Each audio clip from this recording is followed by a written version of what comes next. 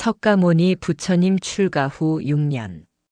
뜻밖의 야수다라는 아름다운 태자를 출산했다. 이에 놀란 정반왕은 곧 중신회의를 열었고 이 일에 대해 이야기했다. 정반왕이 신하들에게 말했다. 실로 이 일은 나라의 수치요. 종족의 수치다. 이런 일은 아직까지 세상이 생긴 이래로 없었던 일이다. 대신들이 왕의 말에 대답했다. 그렇습니다, 대왕님. 듣건대 시다르타 태자의 사촌 아우가 그 자식은 자기 자식이라 하며 아들과 부인을 함께 돌려달라 한다 합니다. 한 대신이 이렇게 말하자 다른 대신들이 연이어 말했다. 아니올시다, 대왕. 저는 그놈의 뜻을 잘 압니다. 시다르타의 사촌 아우는 나면서부터 성정이 교묘하여 남을 속이고 시기 질투하고 모함하는 일을 잘해왔습니다. 태자가 야수다라와 결혼할 때도 그러하였지만 태자가 출가하여 돌을 닦는다는 말을 듣고도 그는 야수다라를 유혹하려 하였으나 그때마다 야수다라는 나는 분명 태자의 아내다. 그가 이 세상에 있건 없건 나는 그이의 아내다. 하고 분명히 선을 그어 그의 사심을 물리쳤다 합니다. 야수다라를 감싸는 대신들의 말이 이어졌으나 가비라국 사람들은 이 일을 천부당 만부당한 일로 여겼다. 그러하오나 이제 그 청빈한 야수다라가 아이를 낳았으니 무엇으로 그 청빈을 대변할 수 있단 말입니까? 마땅히 야수다라에게 책벌을 가해 가비라국의 누명과 석가국의 수치를 씻어야 합니다. 대신들 사이에 이렇게 말이 오고 가자 정반왕이 가라앉은 목소리로 말했다. 내 생각도 그렇다. 야수다라가 낳은 이는 내 자식이 아니니 그대로 둘 수는 없다. 어떻게 하면 좋겠는가? 한 대신이 정반왕의 말에 대답했다. 가법을 따라 머리를 깎여 매를 때리고 얼굴에는 표적을 찍어야 할 것으로 압니다. 또 다른 대신이 말했다. 마땅히 귀를 자르고 코를 베고 눈을 도려 그 눈과 귀와 코를 창에 꿰어 높은 나무 위에 달아야 할 것입니다. 한마디 한마디 말이 나올 때마다 말은 더욱 잔인했다. 그 잔인한 책망의 말은 계속 이어졌다. 아기와 어미를 함께 물에 빠져 죽게 합시다. 쇠를 붉게 달구어 앉게 하고 팔과 다리를 잘라 죽입시다. 머리부터 다리까지 톱으로 두 쪽을 내어 죽입시다. 손과 발을 묶어 눕히고 소나 코끼리로 하여금 밟아 죽이게 합시다. 야수다라와 아기를 죽이자는 온갖 말과 꾀가 다 쏟아져 나왔다. 이윽고 형벌이 결정되어 야수다라와 그 아들은 칙명에 의해 사형하기로 하였다. 이 말을 들은 야수다라는 더 없는 서름에 젖어 옛날 태자와 함께 올라가 논일던 동산에 올라가 이 일이 증명되기를 손 모아 기도하였다. 그러나 아무도 야수다라를 도와줄 사람이 없었다. 오직 왕비께서만 야수다라를 불쌍히 여길 뿐이었다. 야수다라가 왕비에게 부탁하였다. 왕비마마, 마지막으로 태자를 찾아 이 일을 의논해 줄 것을 요청합시다. 야수다라의 청을 들은 왕비는 안타까운 마음에 정반왕에게 뜻을 전했다. 정반왕은 시다르타에게 사신을 보내기로 하였다. 그러나 시다르타에게 보냈던 사신은 사형 집행일이 당도하도록 나타나지 않았다. 하는 수 없이 형벌은 집행되게 되어 산더미처럼 많은 나무를 넓은 들판에 쌓아놓고 그 위에 야수다라와 그의 어린 자식을 올려놓았다. 사람들은 이 광경을 지켜보기 위해 거리를 메웠고 광대들은 춤을 추었다. 검은 연기가 위로 마구 치솟아 푸른 하늘을 가렸다. 그때 야수다라는 결심한 듯 아기를 안고 사람들 앞에 나섰다. 이 아기가 태자의 아들이 아니고 내가 잘못을 했다면 아기와 나는 이 불길에 마땅히 죽을 것이다. 하지만 이 아기가 태자의 아들이 맞는다면 하늘이 증명을 하시리라. 그렇게 소리친 야수다라는 아기를 안은 채 불길이 치솟는 곳으로 뛰어들었다. 그때였다. 야수다라가 아기를 안고 뛰어든 불구덩이가 순식간에 물이 가득한 연못으로 변하더니 커다란 연꽃이 야수다라와 아기를 감싸 올리니 그 광경을 보고 있던 가비라국 사람들은 모두 눈이 휘둥그레졌다. 그렇게 다들 놀라 멍하니 그 모습을 바라보고 있던 그 순간 갑자기 달려오며 목이 터져라 소리치는 사람이 있었다. 라후라는 태자님의 아들입니다. 라후라는 태자님의 아들입니다. 사람들은 그의 외침에 깜짝 놀라 일제히 그쪽을 바라보았다. 그는 며칠 전에 정반왕이 시다르타에게 보냈던 바로 그 사신이었다.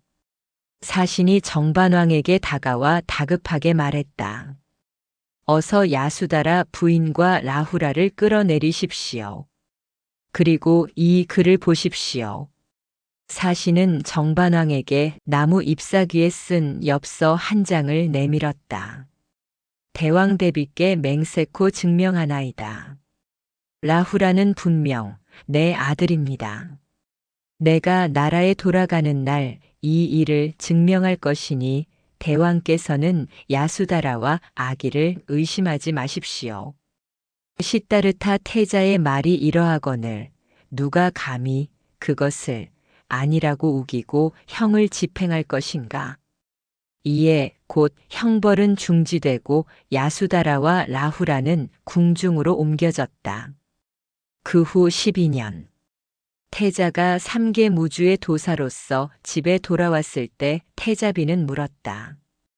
부처님이시여 그날의 약속을 왜 이행하지 않습니까? 어찌하여 저의 허물을 벗겨주지 않으십니까? 라후라는 도대체 무엇 때문에 나의 뱃속에 그렇게도 오래 있어서 모든 사람들의 의혹을 사게 하였습니까? 야수다라의 말을 들은 석가모니 부처님이 이야기를 시작했다. 아주 오랜 옛날 오신통을 얻은 영험한 선인이 있었습니다.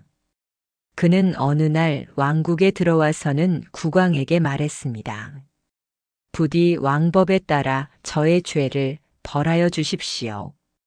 그 말을 들은 국왕은 영문을 몰라 선인에게 물었습니다. 그대에게 무슨 죄가 있는가? 그러자 선인이 왕에게 고했습니다. 저는 이 나라에서 주지 않는 것을 스스로 가졌습니다. 왕의 물을 마셨고 왕의 양지로 이를 닦았습니다. 저는 출가하여 항상 원하기를 내 누구도 괴롭히지 않고 또 주지 않는 것을 갖지 않으며 중생을 이익되게 하리라 하였거늘 그것을 지키지 못하고 주지 않는 것을 가졌으니 이는 도적질로 벌하는 것이 마땅합니다. 그러자 이 말을 들은 왕은 가벼이 웃으며 말했습니다. 내가 이미 준 것이거늘 무슨 죄가 있겠는가.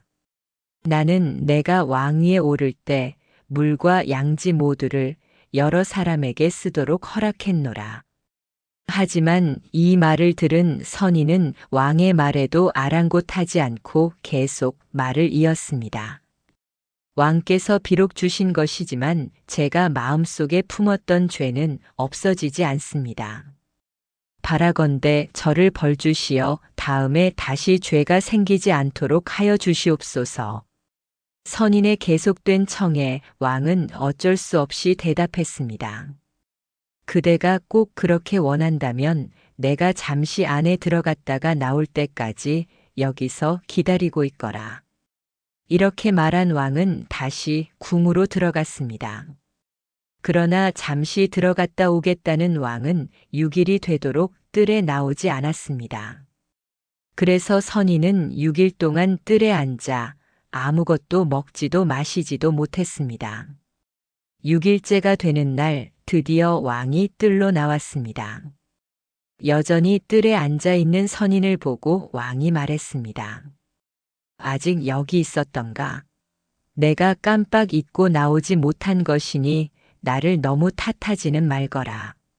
그렇게 사과하고 선인을 보냈습니다. 또 한 가지 이야기가 있습니다. 옛날에 어떤 아이가 엄마와 함께 짐을 들고 길을 가고 있었습니다. 어린아이가 짐까지 들고 먼 길을 걸어가자니 힘도 들고 짜증도 나기 시작했습니다.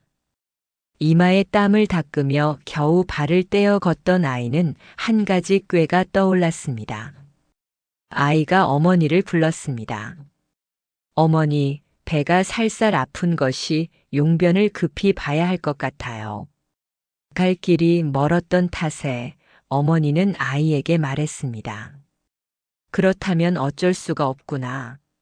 내 천천히 걸어가고 있을 테니 풀숲에 들어가 얼른 용변을 보고 따라오너라.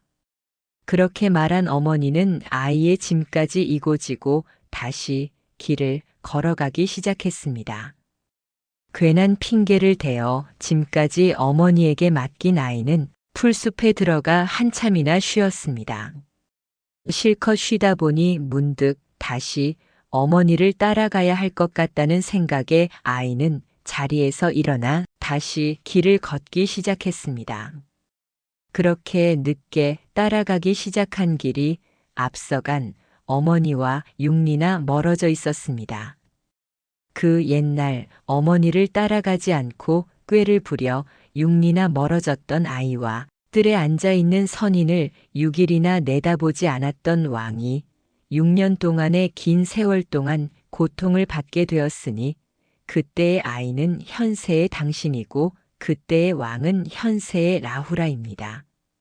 석가모니 부처님의 말씀에 야수다라는 눈을 감고 생각에 잠겼다. 가벼운 마음으로 남을 해하는 사람 때문에 상처받고 있나요? 하지만 결국 상처를 받게 되는 것은 그 사람일 것입니다.